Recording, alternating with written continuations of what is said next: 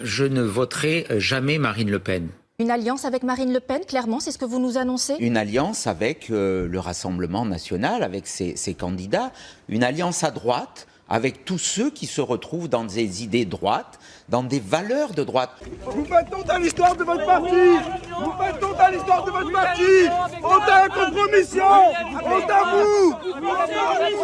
On est journalistes. Vous faites honte à l'histoire de votre parti. Il n'en est pas question l'ombre d'une fraction de seconde. Éric Ciotti n'engage que lui. Si les choses ne s'éclaircissent pas pour sa présidence, c'est très clair. Moi, je quitte les LR. Je ne peux pas être dans un parti dont le président fait des alliances avec le Rassemblement national. On fait quoi maintenant, Florence Portelli? C'est quand même le président de votre parti, Éric Ciotti. On le vire. Il a un mandat, mais vous le virez comment? On va éplucher les statuts de ce parti qui a quand même des problèmes de démocratie interne sérieux, et on était un certain nombre à le dénoncer pudiquement en interne. Une décision choc rejetée par la grande majorité des autres cadres du parti, comme Laurent Wauquiez ou encore Valérie Pécresse. Dans la minute qui a suivi cette déclaration, j'attendais un communiqué de la direction des Républicains d'Éric Ciotti pour dire qu'il n'y avait aucune discussion et qu'il n'y aurait jamais la moindre discussion. Même chose après les propos de Jordan Bardella. Et il n'y a pas eu de communiqué. L'ADN de la droite républicaine, c'est jamais les extrêmes, jamais le Front National, jamais Marine Le Pen. Et encore une fois, si certains ont envie d'aller avec le Front National, eh ben, qu'ils le disent et qu'ils y aillent maintenant. Vous avez un doute sur l'attitude d'Éric Ciotti? On doit la vérité à nos électeurs. Mes filles ont été élevées dans le racisme pur et dur. C'est-à-dire qu'il paraît que quand il y avait Hitler à la télévision, il les forçait à l'appeler Tonton Dolphy. C'était un gag, c'était un petit peu ça, oui. Bon, enfin, obligé, non, elles n'étaient pas obligées. Bon, enfin, c'était une façon de rire aussi, mais ça arrivait, oui, ça arrivait. Oui, c'est aussi ses amis aussi, oui, c'était un petit terme d'amitié. D'affection pour Hitler? Je crois, oui. Et quand il parlait des Arabes? Oui, c'était aussi ça. C'était... je ne sais plus quel est le terme, comment on disait. Des crouilles, non? C'est ça? Oui. Voilà. Oui. Et des bougnoules. Vous avez raison à 100%, Jean-Étienne, il y a un malentendu à la base, venez dans mon bureau, on va s'arranger. Mes filles ont été élevées dans le racisme pur et dur.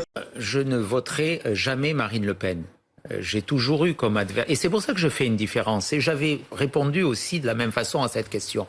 Le Front National, le Rassemblement National est historiquement l'adversaire, voire l'ennemi de la famille gaulliste. J'ai toujours eu comme adversaire le Rassemblement National. Nous avons besoin d'une alliance en restant nous-mêmes, une alliance avec le Rassemblement national, avec ses candidats.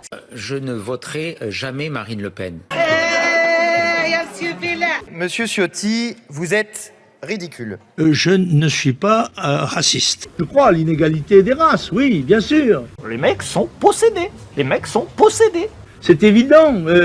Toute l'histoire le démontre. Elles n'ont pas la même capacité ni le même niveau d'évolution historique. Je suis juif, monsieur, et vous n'avez strictement rien à faire dans cette manifestation. Je suis né juif à Sarcelles, et beaucoup de personnes qui étaient dans cette manifestation considèrent que vous n'avez strictement rien à faire dans cette manifestation parce que vous êtes un parti né dans l'antisémitisme, dans la collaboration avec, rappelez-le, monsieur, c'est un Waffen-SS qui a signé vos statuts. René Bousquet, souvenez-vous de cela. C'est Bardella qui a considéré que les propos tenus par Jean-Marie Le Pen n'étaient pas antisémites. Et vous partagez certainement, monsieur Jacobelli, cette vision antisémite et raciste du monde. Alors vous n'avez strictement rien à faire dans une manifestation de lutte contre l'antisémitisme. Ne parlez pas de dignité. Le présent, c'est un islam radical qui menace les juifs. C'est une France insoumise qui, elle, aujourd'hui, est réellement antisémite. À vous tromper d'ennemi, monsieur Halimi, vous vous trompez de cause, vous vous isolez. Oui, vous savez qu'il n'y a pas que l'antisémitisme, monsieur.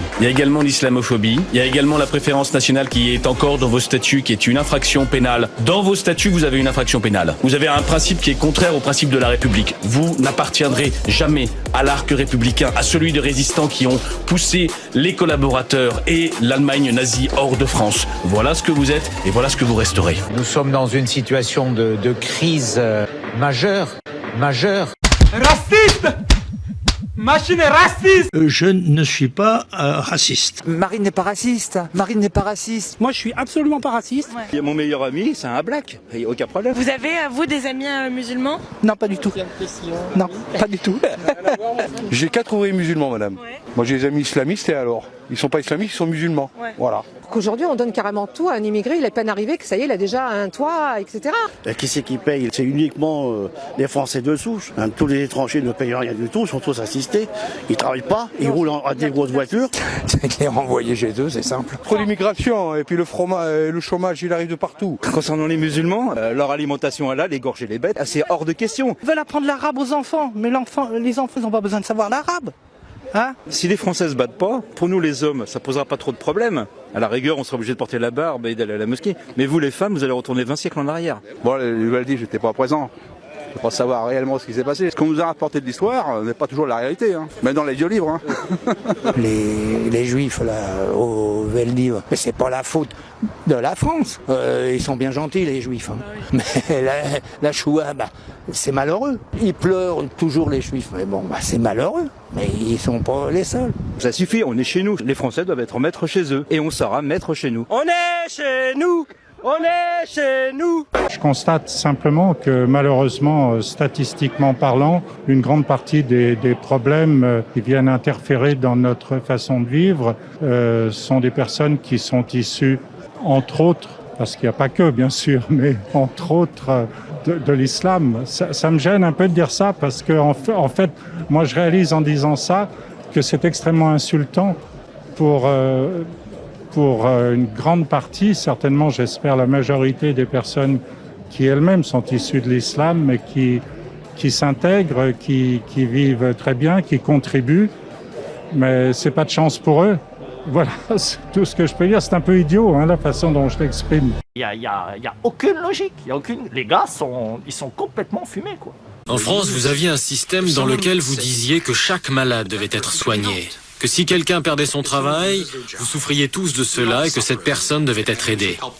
C'était votre éthique depuis des années. Et maintenant, vous commencez à rompre avec cela, avec une partie de votre âme. Vous avez commencé à devenir comme les Américains.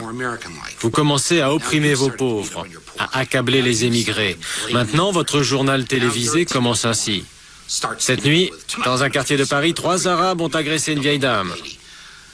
Et ça apporte la peur dans le cœur du public français. Alors pourquoi en êtes-vous arrivé là? Organiser un match de rugby pour les jeunes du quartier, c'est bien. Mais c'est pas la mission première de la police. Créer des contacts avec les bailleurs sociaux, c'est important. Mais c'est pas la mission première de la police. La mission première de la police, l'investigation, l'interpellation.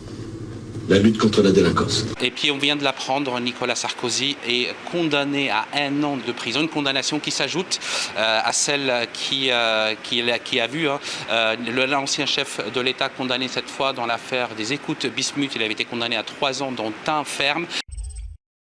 Bonjour à toutes et tous. Aujourd'hui, le système est contre le président de la République. Oula, on est sur un dérapage complotiste là. J'ose le dire, le système médiatique est contre le président de la République.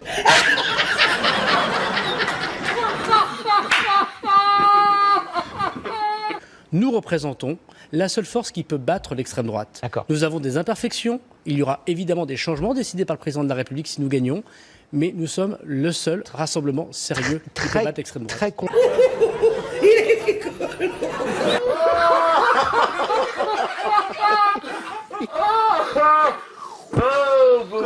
Putain, dis donc, la vache. Le Pen, hein, à côté, alors elle va peut-être réagir aussi, mais Le Pen, pareil, on pique dans les caisses publiques. Alors là, c'est pas ici, c'est l'Europe. Alors l'Europe, pour quelqu'un qui est anti-européen, ça gêne pas de piquer de l'argent de l'Europe.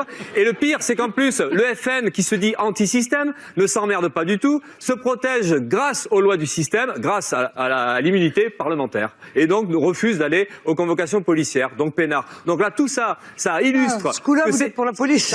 Ça illustre, ouais, quand nous on est convoqués par la police, nous, vous voyez, par exemple, on n'a pas d'immunité ouvrière. Désolé, on y va. Voilà. Vous avez une chance. Le système vous protège. Tant mieux pour vous. Mais là, moi, ça permettra de dire que l'antisystème, eh ben, c'est de la foutaise.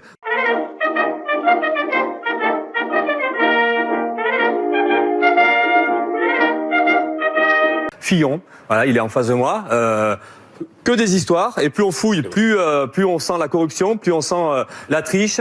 Et à côté de ça, donc en plus c'est des bonhommes qui nous expliquent qu'il faut la rigueur, qu'il faut l'austérité, et eux-mêmes ils piquent dans les caisses publiques. Donc il y a quand même un petit problème de ce côté-là. Là, après vous pourrez parler. Non, Monsieur Fillon, vous pourrez parler après. Comme ça. Oui, d'accord. Oui. Merci. Donc bon, c'est ce que j'ai dit. Je l'ai dit. Drahi, c'est un voleur. Bah, vous n'allez pas le dire, vous pouvez pas le dire, c'est votre patron. Non, il reste 2 minutes de temps de parole avant d'accueillir Éric Zemmour qui se prépare en coulisses et qui va prendre la suite. Vous parlez du fasciste raciste qui est accusé d'agression sexuelle. Comment va Bolloré? Vous avez des nouvelles un peu? Écoutez, voilà, on a fait notre travail. Garde à vue, c'est ça? Peut-être mise en examen, c'est La justice est indépendante, elle travaille. Il y a plus d'immunité patronale. La Manche et la mer du Nord. Ouverte sur le monde anglo-saxon et sur l'immensité septentrionale. Qui nous relie au monde anglo-saxon et l'immensité septentrionale. La façade méditerranéenne. Foyer des civilisations humaines parmi les plus vieilles et les plus riches de l'histoire. Michel, tu vas me faire le plaisir de te mettre un costume et une cravate. Mais maman, les costumes et les cravates, c'est pour les gangsters maintenant, c'est comme ça qu'on les reconnaît. C'est les escrocs, les ministres, les trucs comme ça qui sont en costume-cravate. Michel! Une alliance avec Marine Le Pen, clairement, c'est ce que vous nous annoncez? Une alliance avec le Rassemblement national, avec ses candidats. Qu'est-ce qu'il est en train de faire? Il est en train de sauver sa circonscription à Nice. Ça s'appelle de la collaboration, ça. Florence Portelli. Donc je trouve cela indigne. Ici, c'est une chaîne privée. Et quand on lit les commentaires et autres, on dit ouais, bon carrément, j'ai lu une chaîne de fachos. Bon, chaîne de fachos, il y a toutes les opinions qui sont représentées en tant que telles. Vous mettez au centre de votre vie et de la vie du monde ce conflit qui est en fait de la petite pierre, qui en vérité ne concerne que 3 départements français, Israël, qui concerne des gens, des Palestiniens, un peuple qui n'existe pas, une nation qui n'existe pas. Ils auraient pu être jordaniens, d'ailleurs ils l'ont été jadis. Ils auraient pu être égyptiens, ils l'ont été jadis. En fait, ce sont des musulmans arabes, on s'en fout. Ils n'ont pas de nationalité, et vous le savez mieux que personne. Ça n'existe pas, la nation palestinienne. C'est une invention du KGB et des agents et des gauchistes français dans les années 70 et des diplomates français depuis. L'Algérie n'existe pas, c'est une invention de la France, ma chère Léa. Les experts de l'ATF tentent de découvrir le mobile du pyromane. Procède-t-il par vengeance ou intimidation? Ou bien a-t-on affaire à un sociopathe qui trouve satisfaction à créer un climat de peur et d'insécurité dans une ville ou dans un quartier? C'est un cafard!